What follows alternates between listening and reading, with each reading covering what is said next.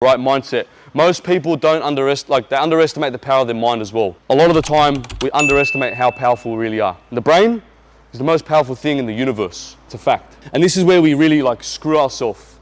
It's because we have a thing called confirmation bias, all right? Which basically means I have a bias and I have a perception of myself or whatever it is in the world that is biased towards me. For example, I think whatever I do, I can never lose fat. I've tried everything. It just doesn't work for me. Calorie deficits don't work for me. Like, relax, bro. You're not a little special little snowflake. Physiology works for everyone, okay? Like, you're not special. It'll work for you. But some people think that. And what they do because of that is they self-sabotage. So subconsciously, he's laughing. I've just been a coach for a long time, bro. Everyone's the same, right? So you self-sabotage subconsciously by maybe drenching a little bit of extra olive oil without you knowing. You're like, but I'm on a calorie deficit, it's not working. No, you're not on a calorie deficit. You're just self-sabotaging. It's your confirmation bias that's screwing you. Okay, so you change your thoughts, you change your behaviors change your identity, and who you identify yourself as is who you'll become. And your identity is your strongest personality trait. And that will dictate your habits and behaviors. And your habits and behaviors dictate where you end up in life. It's really important. So what you need to do is change that. Because we have about 70,000 thoughts a day. 70,000 a day. It's insane. And Luke's just mind blown, right? And 95% of those thoughts are subconscious. So it's like they're just running in the background. And you're not aware of it. Most of us are pretty negative. Most of us are our harshest critics. So imagine what we're saying to ourselves subconsciously 95% of the time. 60,000 plus thoughts a day. I'm not good enough. I can't do that. I'm fat. I love food too much. I'm not disciplined enough. Whatever it is, right? And that is dictating your habits and behaviors. No wonder why your life hasn't changed, right? So you need to change the mind to change everything else. This is a program, okay? This is literally a computer program. You change the program, you change your life. And I'm not just saying that, I'm not exaggerating, that's the truth, okay? You guys seen successful people, they have a delusional belief in themselves, right? Like, take Steve Jobs. The guy was delusional, but because he was so delusional and believed in himself so much, he changed the world, all right? He had that delusional belief. An average person may not believe in themselves. What are they gonna get? Average results. You can change the subconscious program in your brain to change how you think, behave, and identify yourself as. I'll give you a little bit of a story about me, right? So I smoked cigarettes for 10 years. I started really young. I tried to quit over those times, a lot of times. Try to quit, you try to quit, you try to quit. This is the power of the brain, by the way, and identity. I remember once I quit, my mate offered me a cigarette. What did I say? What's a natural thing for someone to say when they're trying to quit smoking is someone offers them a cigarette? What's a natural thing to say? I'd say, nah, bro, I'm trying to quit. All right, sounds reasonable, okay? But when I said that, eventually I started smoking again. Why? It's because how I said it still implied that I was a smoker. I'm still identifying myself as a smoker because I'm trying to quit, but I'm still a smoker. When I changed my thought and when I changed my identity, matched with my action, I stopped for a couple days. Mate offered me a cigarette. I was like, nah, bro, I don't smoke. I'm not a smoker. It's like, imagine you never smoked in your life and I offer you a cigarette. You're gonna say, I don't smoke, because you're not a smoker, right? So I changed that, and because I hadn't smoked for 2 or 3 days, that was actually true. So I confirmed my bias, because you can't just say something and do the opposite as well. That's just stupid. I can't say I'm not a smoker as I'm smoking a cigarette. But if you've stopped for a day or a couple hours, I don't smoke anymore. I'm not a smoker.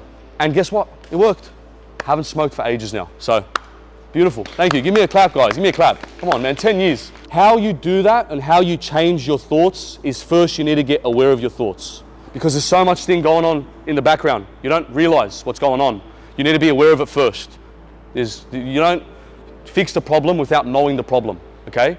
So what you should do, and what I do, is practice solitude every day. When do you get 10 minutes by yourself with no phone, no person, no nothing, no stimulus? When do we get that these days? We're so overstimulated by our phone, by the TV, by our mates, whatever, right? When do you get 5 minutes, 10 minutes by yourself? Usually in bed. And even then you're scrolling until you pass out. all right? I've done that heaps.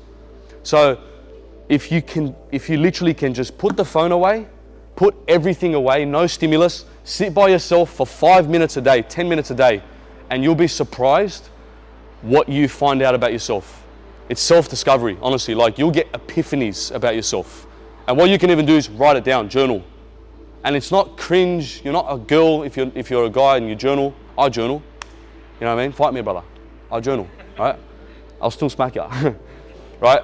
But I'm putting my thoughts down on pen and paper, and I'm figuring out, shit, I think that about myself. You'll start realizing throughout the day, let's say you mess up or you drop something. Oh my God, I'm such an idiot. Fuck, I'm such an idiot. Like, wow, I called myself an idiot. How many times do you call yourself an idiot a day without you thinking of it? Probably a lot of times. Luke never does, you know, because he's got that strong mindset already. Firstly, be aware of your thoughts, practice solitude, you can write it down, and then throughout the day, you can start becoming aware of yourself and catching yourself. When you say to yourself, I'm really dumb. Oh shit, I think I'm dumb. No wonder why I'm not doing shit in life. You can slowly start changing that narrative by discovering it, questioning it, and saying, no, you know what, I'm not dumb, I can do this. So then eventually you can change your confirmation bias to what you want in life. And practice this, guys. Don't just get away from this and be like, yeah, that was pretty cool. Like, practice it. I'm telling you, it'll change your life. Okay? What else did I write? This is a great quote as well, right? Because of the confirmation bias in our identity, there's a quote which I love, and he goes, whether you think you can or whether you think you can't, you're right. Whether you think you can or whether you think you can't, you're right. If I don't think I can do 10 reps on the bench, I can't do it. My mind is stopping me from doing that. If I think I can, then I can. You know, that's the belief that successful people have. They have this delusional belief where I'm going to be world champion. No one believes them until they become world, you know, like, but they believe it. Muhammad Ali used to say it all the time. I'm a world champion, I'm a world champion. He didn't believe it in the beginning himself, but he said it so many times, he eventually started to believe it. And he started to embody it, and that was his identity. And guess what? He became a champion. No one believed in him, but he did. That's the main thing. Okay, whether you think you can or whether you think you can't, you're right. Either way. Last thing, this is pretty cool as well. There's a thing called the placebo effect, right? You probably guys have heard of the placebo effect, yeah? So the placebo effect is the power of suggestion. This is kind of similar, right? So if I believe that I'm taking a pill that's going to help cure me, then it'll actually cure me. And it's been studied, it's been measured a lot of times, right? There was a study done or experiment years ago where they gave a group the pill to cure their disease. They gave the other group a pill, which was a sugar pill, but they had told them, this pill is going to help you out.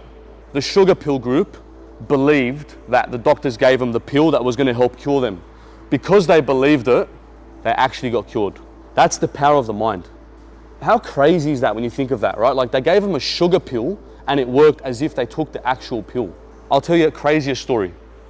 They did the same thing on a group of people that needed knee surgery. They had a group, both groups needed knee surgery, okay? One group, they sliced them open, they did the knee surgery. They recovered, okay? It was all good. The other group, they sliced them open, they made the incisions, they closed them back up again. That's it.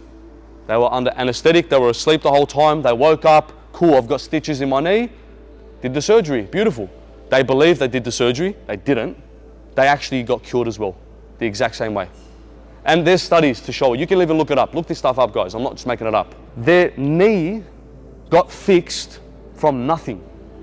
That's the power of suggestion. That's the power of your mind. So like, imagine you just start believing in yourself more and more.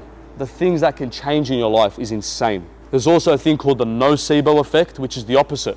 A doctor will misdiagnose someone with cancer. They don't have cancer, they told them, listen, you got cancer. They believe it. They actually end up getting the cancer a lot of times because they believed they had it. And the same thing happens in life where I'm just a bum, I'm not gonna do anything good in my life, I'm gonna just stay fat forever. You know, like, and then you'll become that person. Like I said before, whether you think you can, whether you think you can't, you're right. So it's the belief that changes literally your reality. That's how important belief is. Does that make sense? Is that pretty interesting, guys? Is it just me that's fucking dumbfounded about this? Like, I love this shit, it's crazy.